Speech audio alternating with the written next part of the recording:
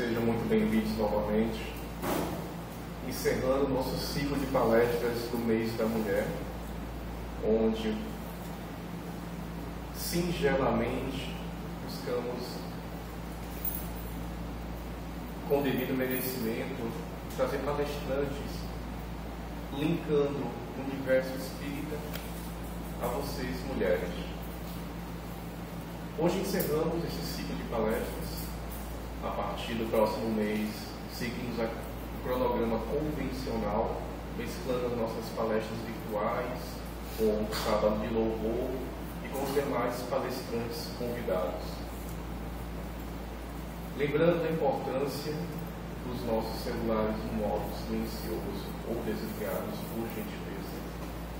Lembrando também da importância de se manter a harmonia no ambiente, mesmo após a palestra, onde é iniciado os trabalhos de paz, seguidos, para quem não conhece ainda, nós damos continuidade a todo esse trabalho maravilhoso com o nosso Evangelho.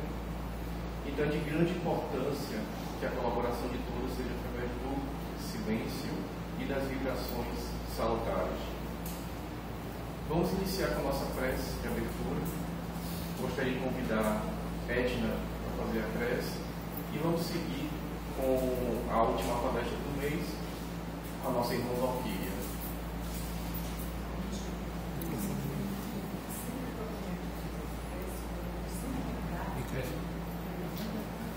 Microfone, filho. Leva o microfone. Antes da gente a espiritualidade protetora,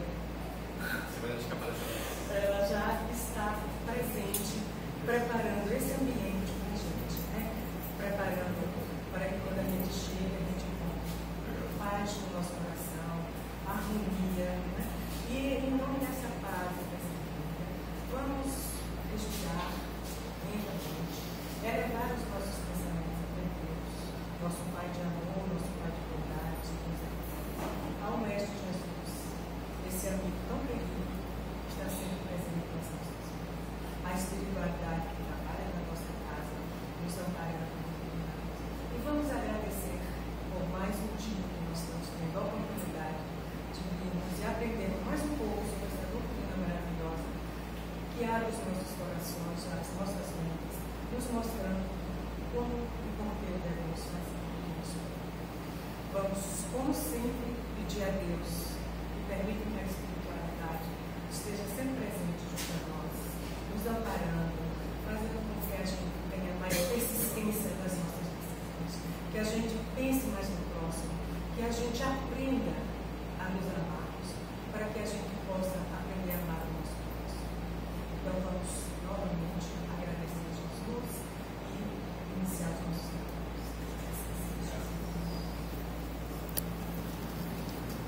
Obrigado, Edna. E agora convidamos a nossa irmã Valquíria para iniciar a nossa palestra de hoje. Seja bem-vinda.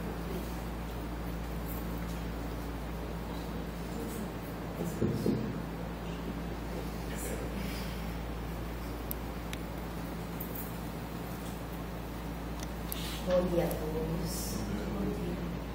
É com muita alegria que sempre retornamos a esta casa e quando nos foi ofertada a possibilidade de falar no sábado, que não sabíamos que seria um sábado tão bonito e convidativo para podermos falar de Jesus, veio à nossa mente o tema a necessidade do perdão. E sinceramente, não nos lembramos que hoje seria esse período de Páscoa e que, em particular, hoje se faz a malhação de vidas. E quando estávamos a caminho daqui, começamos por imaginar a melhor forma de abordar um tema já conhecido dos senhores, mas tão importante em nossas vidas e de tão importante que é, por alguns momentos, preferimos não nos referirmos a ele, pois que denota uma demanda de pensamento, entendimento e emoção que nos faz analisar a nossa conduta. E ao analisarmos a nossa conduta, detectamos pontos sensíveis que necessitam da nossa atenção, que necessitam de modificação e que demandam grande energia e esforço de nossa parte. Necessidade do perdão. Para quem é necessário o perdão? O perdão é bom para quem? A princípio, em primeiro lugar, o perdão é bom para nós, porque nasce de uma demanda interna, de modificação interior, de aceitação, aí vem a resignação, aceitação dos fatos que ocorrem em nossa vida e uma participação ativa para a modificação desses fatos. Trazemos como apoio a nossa fala na manhã de hoje, não só o Evangelho segundo o Espiritismo em seu capítulo 10, mas o livro Jesus e o Evangelho à luz da psicologia profunda, de Joana de Ângeles, psicografado por Divaldo Franco, nos capítulos Reconciliação e Julgamento. Mas a princípio uma passagem de Mateus. Se perdoardes aos homens as faltas que cometerem contra vós, também vosso Pai Celestial vos perdoará os pecados. Entendendo pecados aqui como erros cometidos que necessitam de reajuste. E todos nós cometemos tais erros não só no passado, como continuamos cometendo esses erros durante a nossa encarnação. E talvez aí seja o grande problema da criatura humana. Como, diante do conhecimento da doutrina espírita, pois quando aportamos na doutrina espírita, nos é informado, nos é explicado e mais ainda nos é comprovado que tudo aquilo que fazemos estamos colocando um tijolo na construção do edifício da nossa evolução. Se colocamos um tijolo errado, um tijolo falho, um tijolo com problemas, iremos prejudicar a construção de toda aquela parede, de todo o edifício de nossas vidas. E às vezes é necessário retirarmos aquele tijolo quando a parede está a caminho. Precisamos readequar a construção, precisamos colocar vigas. Essas vigas se constituem o arcabouço moral que iremos construindo durante a encarnação. E precisamos nos readequarmos para que a construção dê prosseguimento e aquele tijolo, aquele erro, ou como aqui na passagem de Mateus está, aquele pecado seja reajustado perante as leis divinas. Pois bem, mas se não perdoardes aos homens quando vos tenham ofendido, vosso Pai Celestial também não vos perdoará os pecados. Tudo cumpre a lei de ação e reação. Eu não posso e não devo querer estar numa condição satisfatória e feliz se eu não contribuo intimamente para esta situação satisfatória e feliz. O que nos ocorre, e isso foi apregoado desde a lei antiga, que nós precisávamos, para estarmos quites com Deus, fazermos oferendas.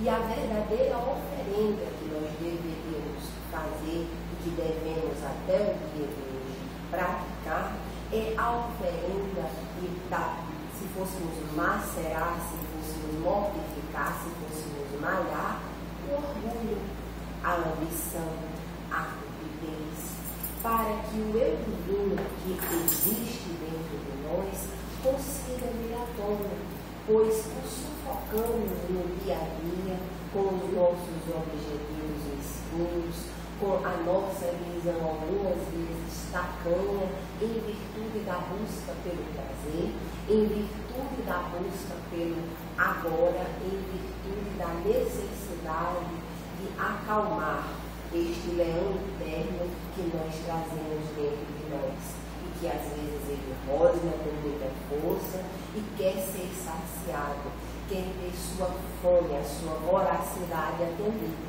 Mas do outro contraponto nós temos a doutrina espírita, que nos fala do perdão, que nos fala da justiça, das reencarnações, que nos convida a essa análise do aqui e agora, vivendo plenamente, mas projetando o nosso olhar para o futuro, sabendo que tudo segue uma construção lógica, que aquilo que nós fazemos no momento presente continua colocando mais um tijolo no edifício da vida.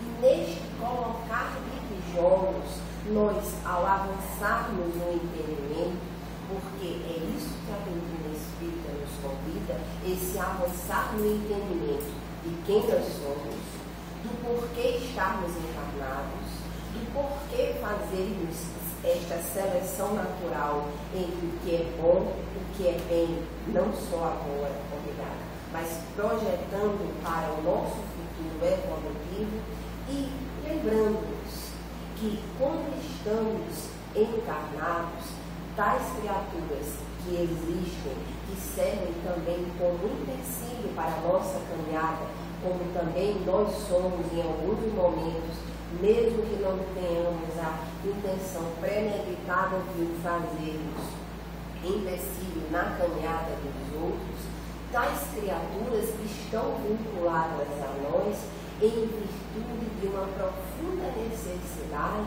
de reajuste com as leis divinas, da nossa necessidade de reajuste com as leis divinas e da necessidade da outra criatura. Mas Deus é tão misericordioso e amoroso para todos nós, seus filhos, que Ele também coloca almas caridosas, espíritos amigos, não obrigatoriamente em estado de estarem desencarnados, mas almas irmãs, criaturas que comungam do nosso amor, que estão junto conosco durante a caminhada e que nos ajudam, nos dão um amparo, nos dão um amigo. O Evangelho, na sequência, nos fala sobre a questão do perdão. E aquela passagem de Pedro, muito interessante. Se contra vós pecou o vosso irmão, de fazer-lhe sentir a falta em particular, a sós com ele. Se vos atender, tereis ganho vosso irmão. E, segundo neste pensamento dessas almas amigas que caminham junto conosco durante a encarnação, verificamos que nem tudo representa um buquê de rosas em nossas vidas. Às vezes, nesta necessidade de nos aplicarmos para evoluirmos, acabamos por magoar das pessoas, acabamos por sermos magoados.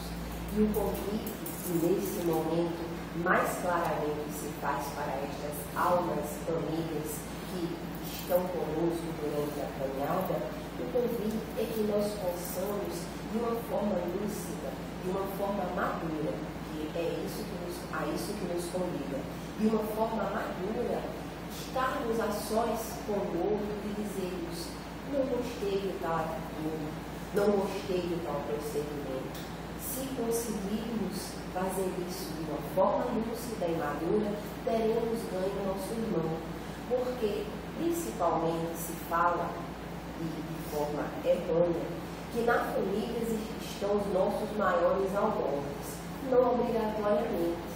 É claro que, pela necessidade de evolução, os nossos núcleos principais, lá estarão aquelas pessoas que temos necessidade de aprendizado, de reajuste, de dirimir certas arestas, mas não obrigatoriamente sejam inimigos nossos.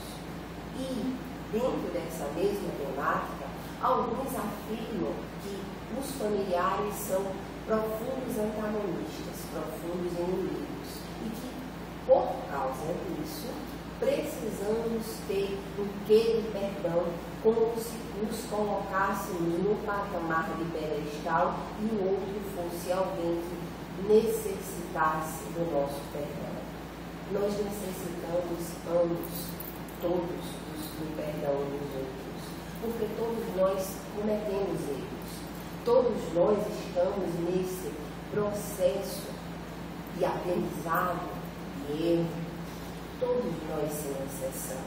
E quando não começamos a diminuir, porque se nós formos analisar, existem situações leves que são fáceis de serem diminuídas, que é nesse primeiro exemplo que nós trouxemos, desses pequenos desentendimentos que acontecem na nossa vida doméstica.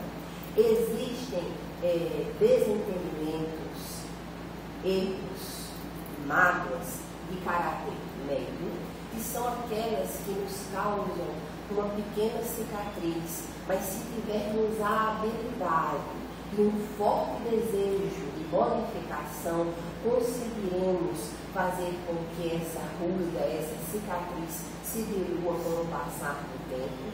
Esta normalmente necessita de um pequeno afastamento de ambos, não obrigatoriamente afastamento domiciliar, mas de uma certa reserva para que nós consigamos trabalhar interiormente o que o outro nos fez ou o que nós fizemos ao outro. E existem aquelas situações que provocam verdadeiras moças, assim Joana de Ângeles define, verdadeiras moças no nosso cérebro e automaticamente deixam marcas no perispírito. Perispírito, o corpo espiritual que nós possuímos, que envolve o espírito. Provocam verdadeiras marcas no perispírito. E quando nós reencarnamos, dependendo de tais marcas que deixamos, acabamos por lesionar fisicamente o cérebro, acabamos por trazer distúrbios psicológicos e acabamos por encrencarmos, como Alberto Almeida gosta de dizer, encrencarmos um pouco mais a nossa encarnação. Vejam, senhores, o que uma mágoa não diluída, porque o perdão passa pela mágoa não diluída, o ressentimento não trabalhado, uma mágoa não diluída nos provoca, não só no momento presente, como resvala, traz prejuízo para outras encarnações. Não estamos afirmando com isso que os senhores, ao saírem daqui, liguem, passem lá no WhatsApp, o que os senhores quiserem para as pessoas que lhes provocaram mais mágoas. Às vezes somente basta entrar em casa. Não estamos afirmando isso, mas a proposta do perdão é uma proposta de não irmos ao desforço. Joana de Ângeles diz isso, não procurar deixarmos de lado esse sentimento perturbador do desforço, da figura da vingança, do ódio, porque é um veneno que nós tomamos. Como participamos de reunião mediúnica da terapêutica visão obsessiva, verificamos as criaturas que ali adentram, as histórias que são vazias de ódio, de mágoa, de vingança e de perdão. E de todas estas que vieram até a presente data, uma nos chamou muita atenção, de um senhor que ele há muito vinha provocando perturbação a uma criatura que estava encarnada. E ele conseguiu um ponto. Agora, deixando claro e fazendo uma observação importante, obsessor, espírito sofredor, outro encarnado, não é responsável pelos nossos atos. Nós somos responsáveis pelos nossos atos. A palavra final sempre é nossa. Agora, o outro, encarnado ou desencarnado, simplesmente insufla os nossos pensamentos e os nossos desejos. É aquela pessoa, quando éramos crianças, quando nós queríamos fazer alguma coisa errada e sabíamos que nossos pais iriam reclamar, sempre tinha alguém que estava perto, algum coleguinha e dizia, vai, faz, mas ele não fazia, mas ele ficava junto conosco, faz. Pois bem, esta entidade que veio em comunicação disse-nos: eu fiz de tudo, porque o encarnado tinha prejudicado, eu fiz de tudo para levar uma derrocada e consegui. E como somos leigos, também captávamos o seu sentimento perante o fato que havia ocorrido. E ele dizia: mas eu estou sentindo um vazio muito grande agora. Eu pensei que eu iria ficar feliz. Eu pensei que eu iria ficar contente por ter conseguido fazer com que ele passasse e sofresse aquilo que eu passei e sofri naquele momento. E é essa sensação de vazio.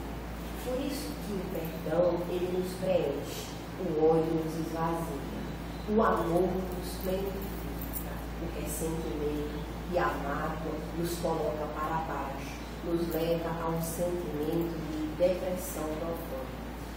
Para encaminharmos para o encerramento, trazemos uma das passagens que mais nos ilustra esta questão da prática do perdão. Essa passagem é de João Evangelista. Então os escribas e os fariseus lhe trouxeram uma mulher que foi surpreendida em adultério. E pondo de pé no meio do povo, disseram a Jesus: Mestre, essa mulher acaba de ser surpreendida em adultério. Ora, Moisés, pela lei, ordena que se lapide as adúlteras. E eu sempre, quando leio essa passagem, faço uma observação. A mulher não adulterou sozinha, mas ela queria ser lapidada. O homem, ninguém cita que ele existe nessa passagem. Moisés, pela lei, ordena que lapidem as adúlteras. Qual sobre isso a tua opinião? Diziam isto para o tentarem impedirem de que o acusar. Jesus, porém, abaixando-se, entrou a escrever na terra com o dedo. E se nós pudermos também fazer uma pequena análise psicológica dessa passagem, verificamos que esse abaixar-se e escrever na terra também representa esse mergulho interior que nós fazemos diante de determinadas situações que acontecem nas nossas vidas. Às vezes somos convidados à agressão, às vezes o movimento que se faz ao nosso redor é quase um clamor, como por exemplo a malhação de Judas, para que hajamos de acordo com o que os outros estão agindo. Mas quando procuramos nos iluminar e fazer plenificar o Deus eterno que carregamos dentro de nós, fazemos esse mergulho interior, esse mergulho na informação de amor, nesse mergulho no exemplo que o Mestre Jesus nos deixou. E ele, nesse momento, faz esse mergulho para analisar como melhor responderia aquele questionamento. E como continuasse a interrogá-lo, ele se levantou e disse: aquele dentre vós que estiver sem pecado, atire a primeira pedra. Porque às vezes, e Joana de Anjos, nestes 2 capítulos que citamos anteriormente, sobre reconciliação e julgamento, ela faz uma bela análise sobre isso.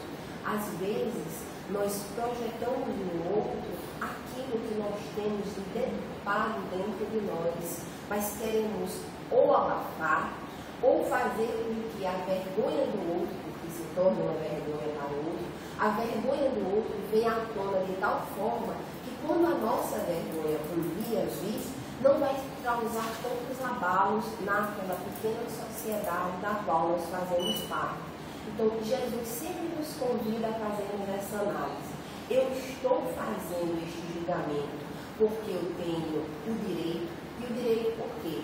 É o dirigente de uma instituição espírita que às vezes precisa fazer essa análise, esse julgamento com relação aos trabalhadores. É o chefe ou a chefe de família que precisa conduzir todo um grupo e às vezes precisa fazer dessa educação mais severa, mais restritiva, mas sempre educadora com relação a um ou algum de seus membros. Enfim, precisamos sempre nos colocar na posição daquele que age de forma judiciosa, não como juiz severo do comportamento alheio. E continua. Em seguida, abaixando-se de novo, continuou a escrever no chão. Mais uma vez esse movimento de introspecção, aguardando o que os outros iriam falar. Quanto aos que interrogavam, esses, ouvindo falar daquele modo, se retiraram, um após outro, afastando-se primeiro os mais velhos. Não é preconceito com os mais velhos, não. Mas aqui entendamos os mais velhos como aqueles que tiveram mais experiências durante a encarnação. Existem pessoas com seus 20, 30 anos que, respeitadas as devidas proporções, tiveram mais experiências do que alguns com 70, 80 anos, em virtude do desgaste vivencial que alguns de nós, até mesmo em virtude da velocidade que vivemos as experiências durante a encarnação, propiciou para que nós tenhamos este aprendizado mais intensivo. Por isso que ele falou os mais velhos, os mais experientes, aqueles que viveram mais. Não viveram mais em idade, mas viveram mais situações durante a encarnação. Ficou, pois, Jesus a sós com a mulher, colocada no meio da praça. E sempre a figura, colocar o outro como destaque e malhá-lo, colocá-lo numa situação de vergonha, colocá-lo numa situação de penúria, para que ninguém enxergue aos seus males, enxergue a si próprio. Então, levantando-se, perguntou-lhe Jesus: mulher, onde estão os que te acusaram? Ninguém te condenou? Ela respondeu: não, Senhor. Disse-lhe Jesus: também eu não te condenarei. E analisem, eu não te condenarei. E essa é a análise que nós devemos fazer com relação a nós mesmos perante o agrupamento que estejamos. Nós não somos juízes do comportamento do outro, mas não podemos nos furtar da devida corrigenda, porque na sequência ele diz: vai-te e de futuro não tornes a pecar. E dentro dessa passagem aqui, quando ele se abaixa e começa a escrever no chão, as pessoas que estavam por perto, como nós vemos anteriormente, começam a ir embora. Reza a lenda que para cada um que se aproximava, ele escrevia uma palavra. Então, para um ele escreveu adúltero, e esse saiu. Para outro ele escreveu orgulhoso. Para outro ele escreveu ladrão. E assim sucessivamente. Todos nós temos falhas morais. Todos nós estamos construindo o nosso edifício de uma perfeição. Todos nós precisamos da mão amiga do nosso vizinho para a construção desse grande prédio que se constitui a nossa vida. Mas precisamos escolher bem os tijolos, precisamos selecionar bem as nossas atitudes. E se errarmos, tendo a oportunidade, dentro deste capítulo 10, fazer a reconciliação enquanto estamos a caminho ao nosso próximo, para que ele não nos entregue ao juiz e que nós não sejamos condenados, que não precisemos reencarnar inúmeras vezes até nos reajustarmos definitivamente com as leis divinas.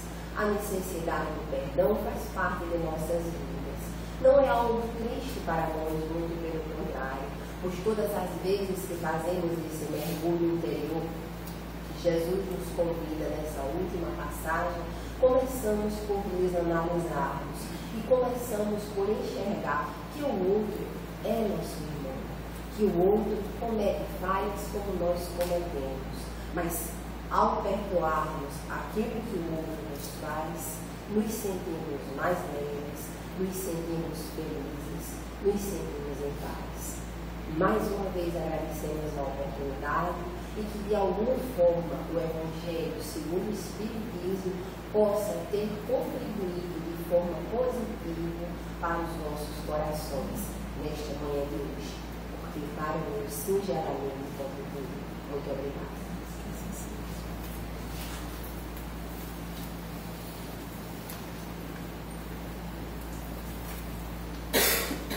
Obrigado, Valquíria, por compartilhar o seu conhecimento conosco.